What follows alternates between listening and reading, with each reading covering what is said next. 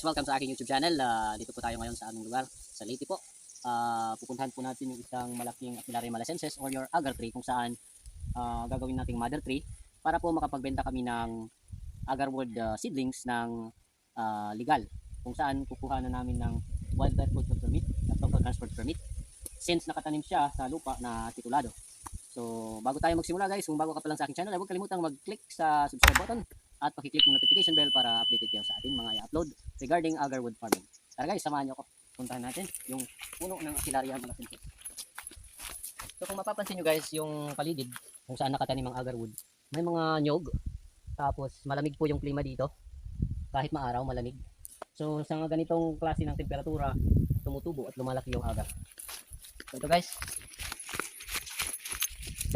dapat nakikita.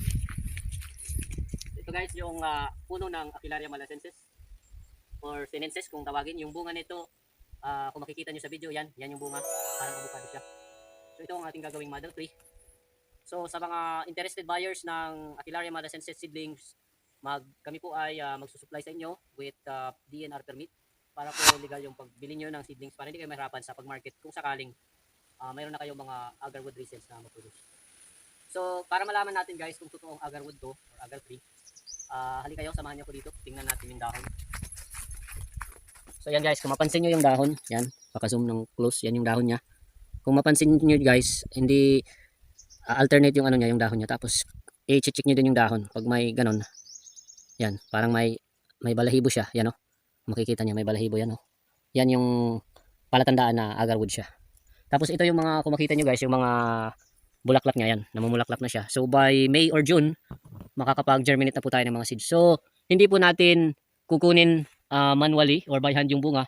Hayaan natin na yung bunga ay malaglag guys. So hayaan natin yung bunga na malaglag, tapos pag nalaglag na siya, kukunin natin, tapos ilalagay natin siya sa planggana. Okay? So ayan guys, so makikita nyo, ito yung puno ng Apilaria malacensis guys. Millions guys ang halaga nito guys. Okay? Lalo na pag wild or naturally inoculated siya. So naturally nasugatan yung puno, naglalabas yung puno ng defense mechanism at nagkakaroon ng maitim or yung tinatawag na resin, black resin. Yan yung pinakamahal.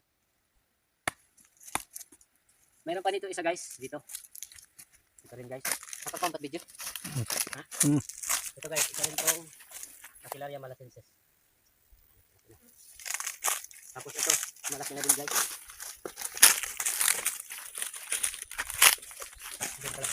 Subukan natin akyatin guys. Akyatin natin.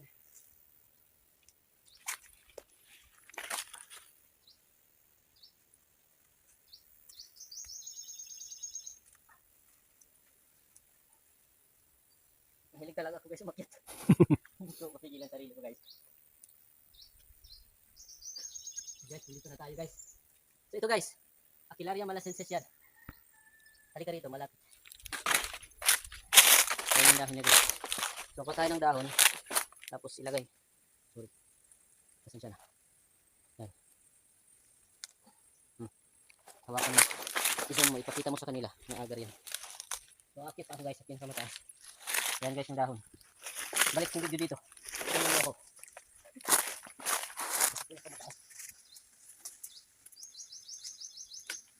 Guys, nandito ako guys. Pa pala yung dahon. Hindi ko nabunga na. Oo. Nabunga na lagi. Arig lang ang permit ini. Sikasuhan ko yung permit. Nabunga na nga ako. Tingin up na bre. Welcome mga ka-agar. Welcome sa aking YouTube channel. So ito po yung puno ng Apilaria malacensis. So ayan po, namumunga na siya. So by May or June, makakapag-supply na po tayo ng maraming Apilaria seedlings. So sa mga interested buyers dyan, pwede kayong magpa-reserve para malagay ko sa list yung mga pangalan nyo sa bibili. So ayan guys, welcome mga ka-agar. Ito, isa din to. Oh ini, kay high grade ini, malacensis good ini.